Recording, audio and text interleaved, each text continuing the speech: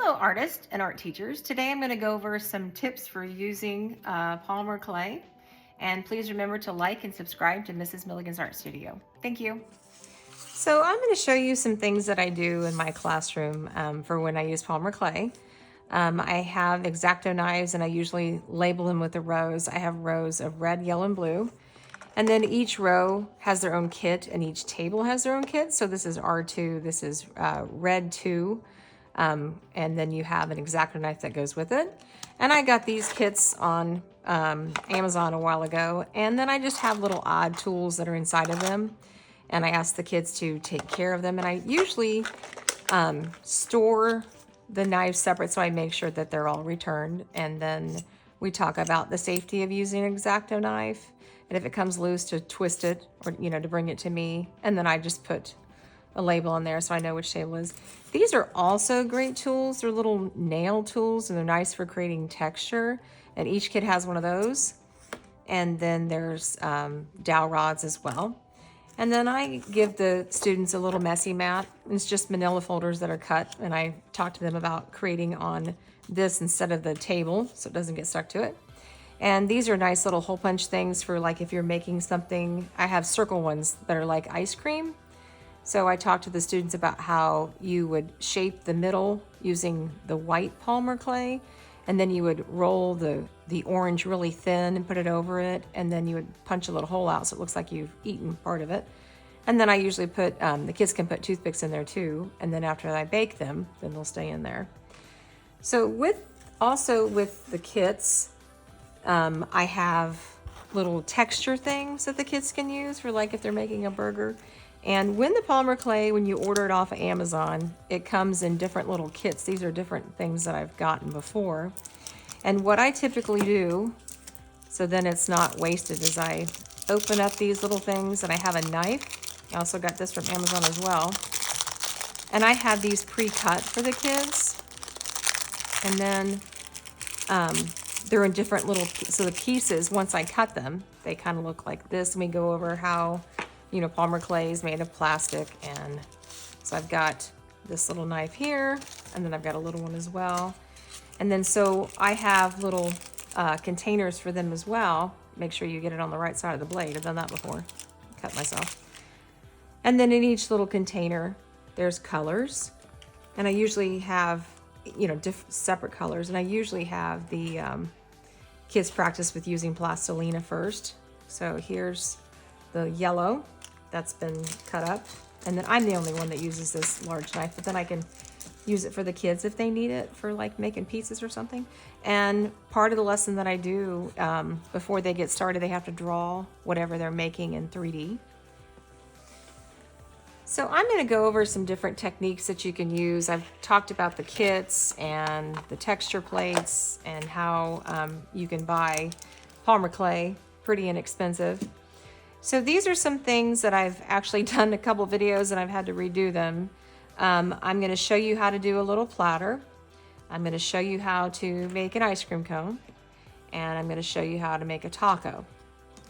And I'm going to talk to you about some other things that I do with art clubs. So you can see that my hands are stained from when I did the green.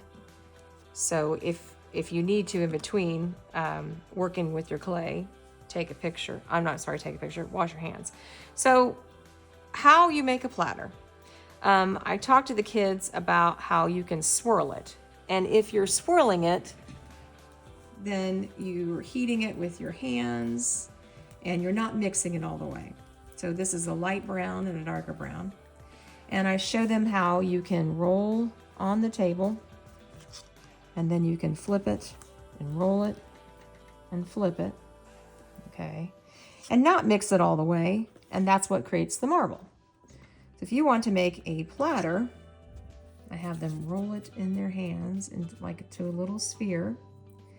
Then I have them take these lids from the kits, and there's a little plastic thing in the middle, so make sure you don't set it on there. And then get everything out of your way. And here's an example of what we're gonna make. This is a lot prettier. Like I said, I did it for another video, and the video didn't turn out. I'm gonna move this all the way. Then I talked to the kids about, gently with your thumb, move this other stuff out of the way. You're kind of pressing it and letting it rotate. And then you can pick it up and flip it over. Now see how that little edge is coming up? You could actually re-roll the sphere and redo it, but I've done this video a couple times and I'm trying to get through and not have to redo it again. So typically it's a perfect circle. So then you very carefully, you peel it off and there's your little platter. So I talked to the students about how they could have their food on a platter. And these are some things that kids have done before. So I've had kids make sushi.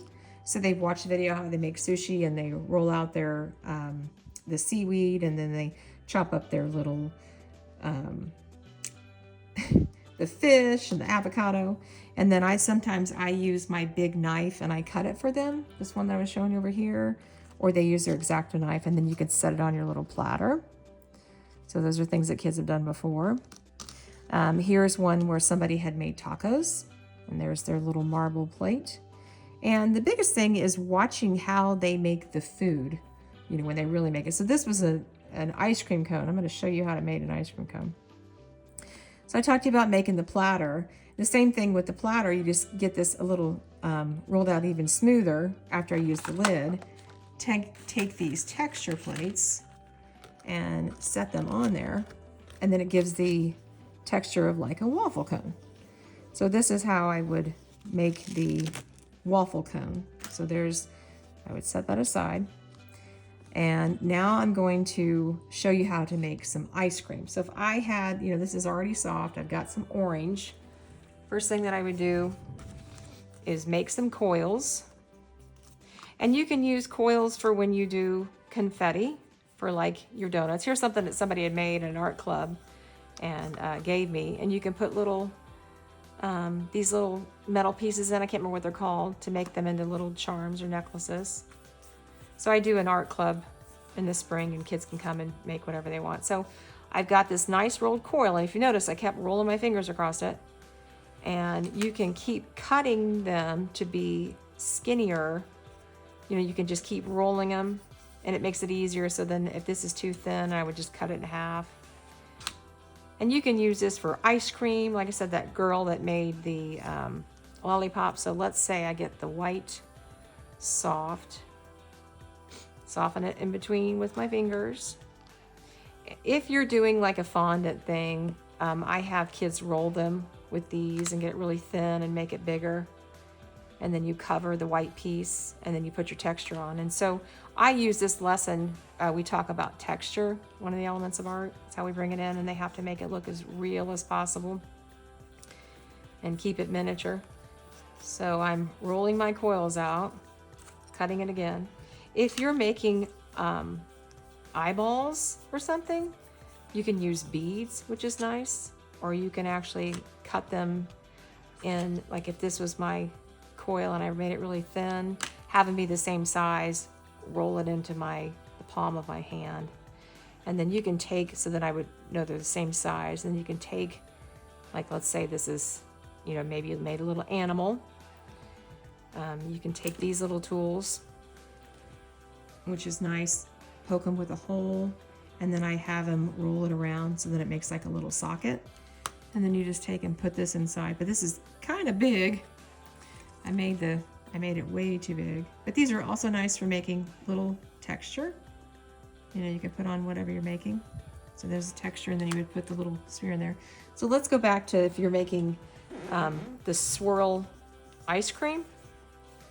So I would take these colors, make sure they're the same size, line them up against it. And let's see here. You know, you can do as many colors as you want. And then when she did her lollipop, she kind of set it together. And then you just gently twist it. And then it creates, now I've got two whites and then an orange. And then it makes your ice cream, like your swirl of your ice cream. And I'm gonna actually pull this out to create a little bit more. Then it just gets tinier and tinier. So here's my waffle cone. It's in a circle. And this is way too big for this ice cream. But you would gently set it here and roll it around on the edge.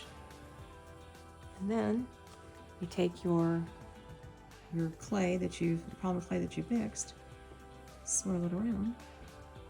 And now you have your little ice cream cup. So hopefully this has been helpful. And like I said, the biggest thing is having the kids research what they're making first, especially if it's food, and thinking, you know, I have them practice with plastilina. So please like and subscribe to Mrs. Milligan's Art Studio, and let me know if there's any other videos you'd like for me to make. Thank you.